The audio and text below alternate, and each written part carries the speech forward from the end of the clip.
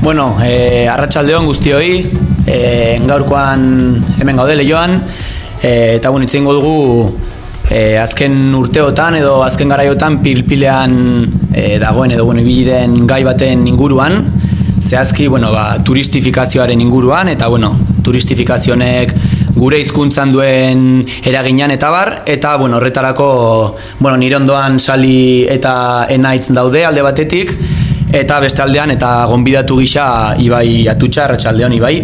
Arratsaldeon. Eta mai ingurarekin hasteko edo Gurutze Ormaza gida turistiko baten testigantza batekin hasiko gara. Turistak, klaro, guke bai turista gare.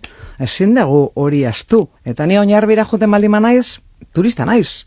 Ze go home eta nik beti esaten, nik sekuran ez diote zer esaten, baina zuk ere ordun gelditu etxean. Baina jenteak Kanari. Azkenean Gurutze Ormaza, pixka testuinguruan jartzeko Donostiko gida turistiko bat da, denok dakigu Donostik azken aldian turistifikazioaren eraginak zein nolakoak izan diren Donostin, eta guk nabarmendu beharko genukela gure ustez, turistifikazioa bera eta turismoa nolabait kontzeptu igual desberdinak izan daitezkela. Turistifikazioaren inguruan hitz egiten dugunean, ez gabiela bakarrik turisten joan etorriaz soilik hitz egiten, prozesu eta kontzeptu nahiko handiago bat dela, eta zuk Ibai pixkat hasteko ez dakit ze iritzi duzun honen inguruan. Nik honen inguruan, nik olako gauzak entzuten ditudanean, onartu behar dut azarretzen nahiz izugarri. Goizero entzuten dute Euskadi Irratia, eta beti olako porrak datozenean diskurtso jartzen duten mai gainean etengabe, eta da, zu turista bat zara, orduan ezin zara turismoaz kexatu, ez? Eta nik hau entzuten duen bakoitzean, ez dakit, bazoka bat atera nahi dut. Berez, ez dagoelako zentzurik, da, pizkat zuek esaten zuena, ez? Hau da, turismoa eta turistifikazioa bereiz egin behar dira, nik uste dut gainera turistifikazioa hitz egiten dugunean, ez gara ari hitz egiten bakarrik lekuak bizitatzea, ari gara hitz egiten gaur egun mundua eraikitzeko oinarrizko harreman batzuez eta oinarrizko zapalkuntza harreman batzuez, ez? Eta horregaitik etxean gelditu zaitez esaten duenean, nik esaten dut, etxean gelditu zaitez agian zu.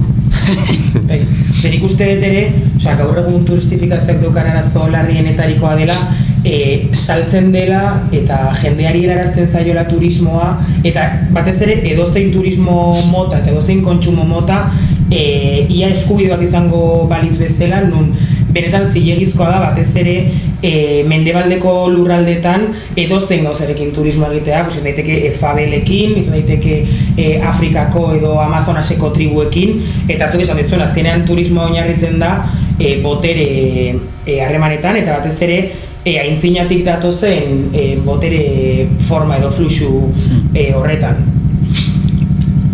Bai ez, nik hartuko ditza berriro nik miratu bezala.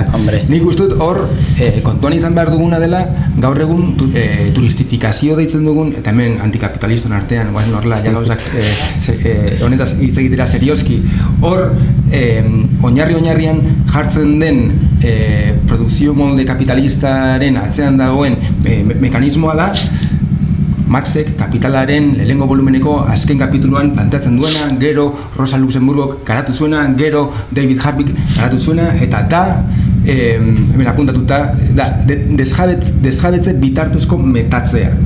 Hau da, hor badaude botere egitura batzuk, ezin dugu ahaztu, batez ere frankismo bukaeratik, etxearen jabetzaren logika baten eraikitzen dela klase ertaintasunaren mito hori, batez ere estatu espainiarrean, ez? Eta hor eraikitzen dira etxearen jabetzen mekanismo batzuk. Orain, zer gertatzen da batez ere 2008ko krisiaren ondoren? Funts putreen eta antzeko egiturek egiten dutena da desjabetu ordura arte jabetze mekanismoak martxan jarri zirenean. Jada zineak kritikatzeko bezalakoak, baina orain turismoaren izenean klase popularren desjabetze masibo bat gertatzen ari da, hain justu posible egiten ez dutenak, adibidez, hirigune handietan klase popularrak bizitzea. Horren adibide argia da, adibidez, Bilboko alde zarretik baldin bazoaz, horko pixu gehienak ja da Airbnb-ak direla, hori, kontsumo eredua guztiz ja turistentzat bideratuta dagoela, Donostin ere, adibidez, nahiko Euskal Herrian agian ditugun adibiderik gordinenak direlako, ez, Donosti eta Bilbo, eta horren adibide argiak nolabait salatzen dituen beste testigantza bat daukagu, kasu honetan Donostiko Alde Zaharreko zerbitzari bat.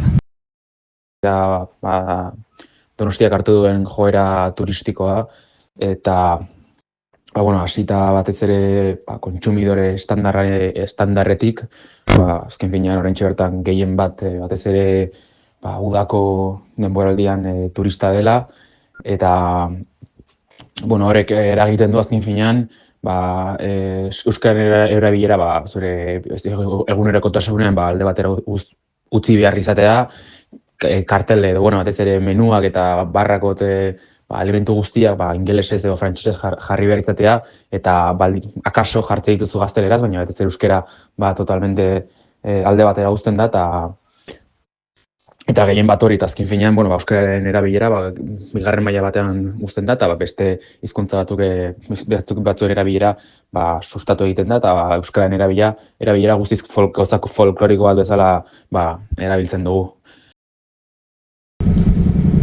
Nik uste adibidez, Mikelen testigantzak, hainbat faktore oso interesgarri mahai gaineratzen ditula. Alde batetik, nik uste ez, nire Donostiarra izan da, Donostiko egoera, edo Donostin nabaritzen da, batez ere turistifikazioak Euskal Herrian ditun eraginak, ze ikusten da, erroko arazoa zein den dela guztiz dagola bideratuta hiria merkatuaren logika horretan sartzera, orain oso adibide ipagarria da, nola Alde Zaharrean, Donostiko Alde Zaharrean lehen familiarekin edo lagunekin juteko ziren lekuak, tabernak,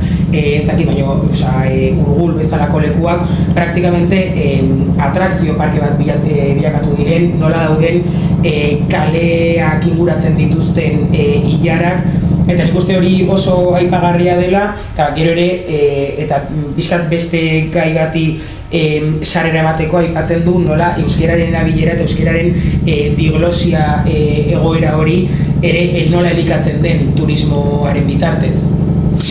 Bai, nik hemen erabat ados nago esan duzunarekin, Sali, errealitatean audio honetan nik bi ardatz ezberdin ikusten ditut, ez? Bata da, zeberak ere esan du, egiten dut lan, ez? Eta, karo, egiten dut lan, badakigu zer den, da nori saltzen diot nire lan indarra.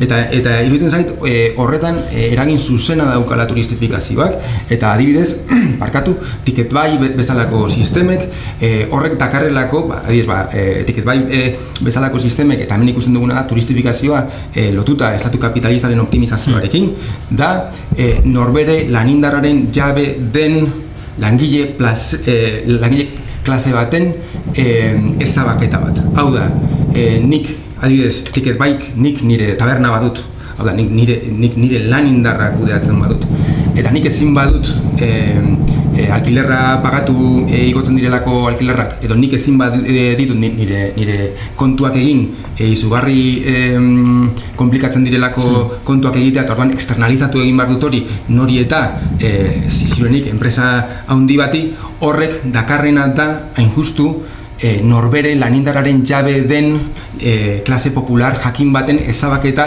hirietatik.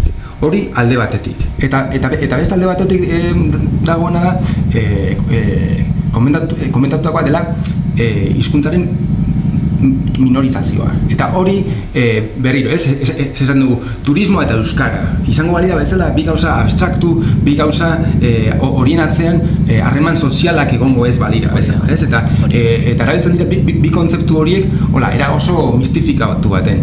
Errealitatean hemen erdigunan jarri behar duguna da, zer ekartzen duen honek hizkuntzaren minorizaziora, prozesu sozial gisa. Eta honek dakarrena da, enjustu, hirietan bizi garenon eta euskaraz hirietan bizi garenon klase popularren ezabaketa bat baita ere. Eta euskara bihurtzen da beste zerbaitetarako bitartekoa. Baita, pixkatzuk aipatutako bigarren ideiarekin bebai aipatu nahiko nuke zuk esan duzu, azkenean, hirietan euskeraz bizi zarenok, pilo bat zailtzen zaizuela edo, eta horrekin bat azkenean hirietan gertatu dena edo azken urteetan gertatu dena da euskararen instituzionalizazioa esan daitekena. Azken finean, oraintxe bertan jende asko ikasten du edo euskara lotzen du honekin bat eskolari edo institutuari edo lortu nahi du C bat adibidez, gero postu bat lortzeko eta hori bebai, azkenean turistifikazioarekin lotuta dago baita. Nik uste ere, kontuan eukitzeko modukoa dela, nola hizkuntza minorizatu edo gutxituei egiten dien ekarpen okerrena, digamos, turistifikazioa da, azkenean hizkuntza horiek galtzen dutela gaitasun komunikatiboa eta bilakatzen direla bakarrik eremu formaletan erabiltzen den zerbait, eta adibidez euskeraren nik uste euskeraren egoera precisamente zerbaitek ez daugarritzen badu hori dela gaur egun. Nik uste dut hor, eta egia da, pentsatu alduko hizkuntza daukan gaitasun komunikatiboagatik, baina nik uste dut hor badagoela tradizio erabat marxista pentsatzen duena hizkuntza nola ulertu daitekeen, eta hor daude Bakhtin edo Groshinov edo Pasolini bera edo Gramsci bera, ertigunen jartzen dutenak hizkuntzaren erabilera, eta pentsatzea hizkuntza agian ez dela soilik komunikatzeko tresna bat, ez dela inoiz ere soilik komunikatzeko tresna bat. Dela baita ere gudu zelai bat zeinetan herriaren borroka ezberdinak artikulatu daitezke.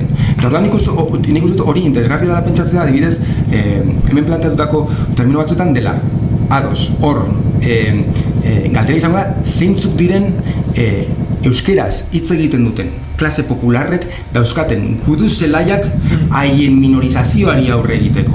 Eta egia da, euskeraren presentzia soilik instituzioetara eta instituzioen arduradunetara mugatzen bada, ari gara hain justu euskera ustutzen, euskerak dituen harreman sozialetik eta euskera benetan bizirik mantentzen dugunon klase popularon erabileratik, ez? Eta orduan nik uste dut hor dikotomia hori horrela planteatu garen, parkatu pila bat hitz egiten, baina da, ulertzea azkenean instituzioek lehen esan dugun bezala, ez gaitzatela desjabetu gurea den guduzelai batetatik. Ze adibidez, Donosti, klasean irakatzi dut aurten. Zubazoaz hartzain onaren katedralera, ez, eta jartzen du euskera, hartzain onaren katedral, gero jartzen du gazteleraz, la catedral del buen pastor, eta gero jartzen du inglesez, the cathedral of buen pastor. Claro, ze hizkuntza da benetako hizkuntza kartel horretan? Ze hizkuntza da bigarren mailakoa? Esan hori da ere bai guduzelai bat. Orain dela pare bat asteburu egon nintzen atarratzen herri borroken parte da seinaletan frantsesezko izendapenak ezabatzea. Hori ere guduzelai bat gehiago da, ez? Eta iruditzen zait, ulertu behar dugula, hirietan behintzat euskeraren minorizazioa bizi dugun klase popularok dauzkagula guduzelai asko. Batetik, instituzioak saiatzen ari direlako gudez jabetzen, baina espazio hori importantea delako, representazio horiek egiten digute guri lekua espazio publikoan, baina gero ulertzea gure borrokak klase popularren artean gertatzen direla. Azkenean nik uste ere, justu euskeraren asuntoa dela beste hizkuntza gutxituekin agian gertatzen ez den bezala, dela azkenean euskera bere horretan diglosia egoera batean bizi dela, eta horrek turistifikazioak berak eta orokorrean euskeraren inguruan ematen diren eztabaida guzti hauek hori ere elikatzen dutela egin batean, eta euskeraren inguruko borroka hori askoz ere zabalago bat arakatzen duela bere horretan, diglosia egoera hori beragatik, nik uste. Hor, nik gainera horri gaituko niokena da pentsatzea begira. ez dakit irakurri duzuen orain argitaratu da, ez natuala liburua. Eta hor pixkat, demolinguistika ez naiz ni oso salea. Tira, estatistikak beti ematen diatolako beldur gehiegi. Baina, ematen du, pentsatzeko bazka ematen digu. Eta zaten du, realitatean, Euskal Herrian, euskeraz, gazteleraz, edo beste hizkuntza baten, frantsesez, edo beste hizkuntza baten, baina hobeto, ari garenok gara populazioaren 8%. 8% gara gutxiengoa minorizatuta gaude.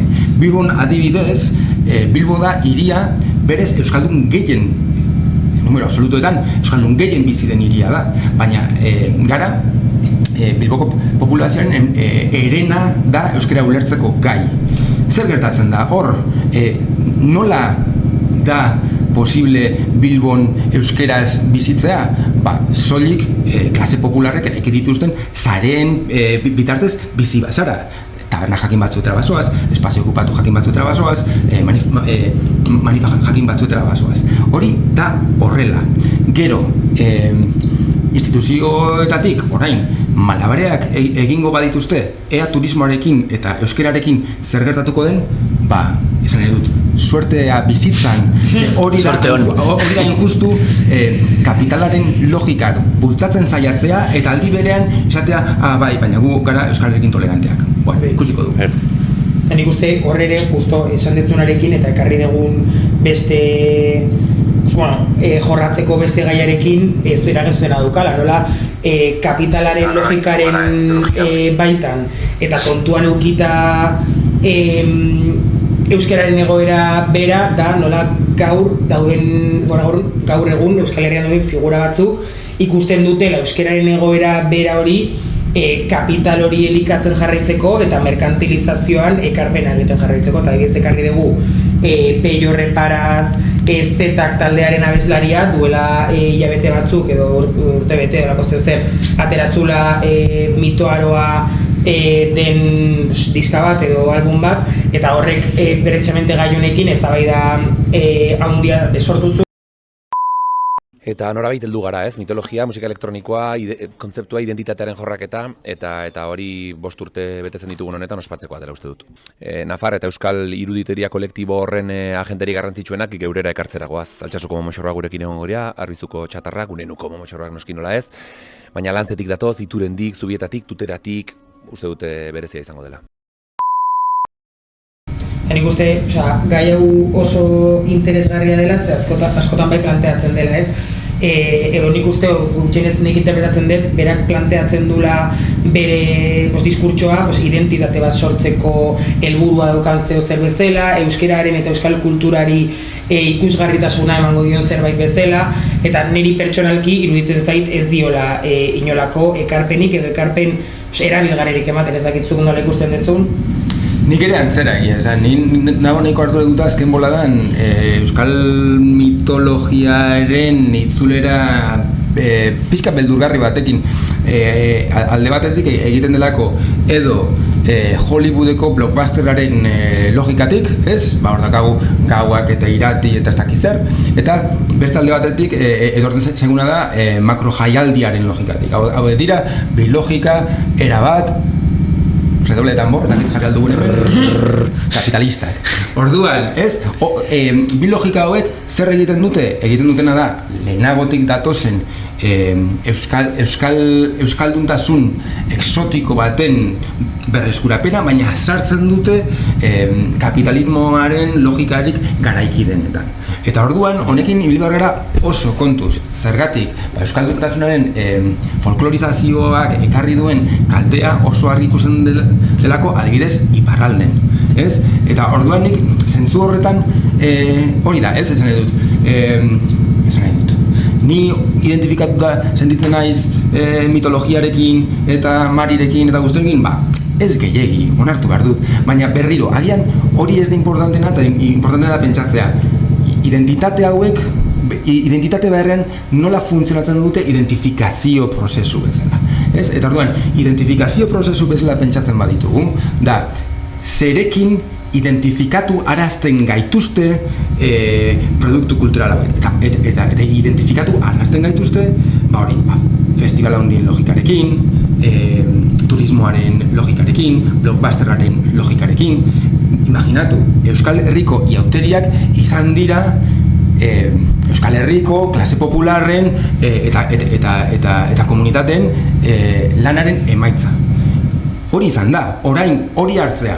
Eta esatea, bai, nik oraindik euskalduntasuna mantentzen dut, baina jartzen dizkiot, ez dakit, argiak eta musika teknoa, hori agian ondo litzateke, baina ze logikatan, ze beste logika, egiturazko logika strukturaletan sartzen du. Esan nahi dut, Spotifyn iraungo dugu, ez? Sortzen ari gara identifikazio bat, euskalduntasunaren identifikazio bat Spotifyn iraunarazten gaituena, ez? Hauek dira galetu behar dituen gauzak, esan nahi dut, ze euskalduntasunari gara eraikitzen martxan jartzen ditugun identifikazio prozesuekin. Oso importantea, ze espazio publikoaren erabilera edo nork ezin du espazio publikoa erabili, segun zelen erabiltzen duzun, polizia bidaliko dizute, edo gelditu egingo zaituzte.